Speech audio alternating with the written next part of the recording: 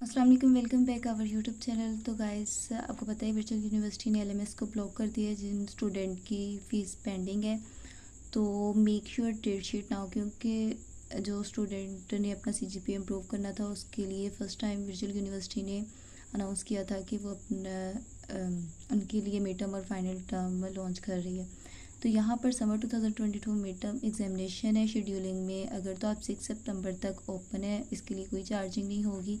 और सेकंड फ़ी जो उसके बाद अगर फ़र्स्ट लेट फ़ीस जो है 500 है और 7 सितंबर उसकी डेट है। उसके बाद अगर 8 सितंबर तक आप उसको लेके जाते तो 1000 आपको फ़ीस लोकल जो स्टूडेंट है उनको पड़ेगी। बाकी जो दूसरे ओवरसीज़ उनको 25 होगी। अगर आप एज़ सुन एज़ पॉसिबल बना लिया करें, क्योंकि जो रिज़र्व सीट्स होती हैं जो पहले आते हैं वो पहले पाते हैं। आप अपनी मर्ज़ी से डेट शीट, अगर आपको कोई भी क्यूरी हो तो आप इस वाली डेट शीट के ऊपर ईमेल कर सकते हैं।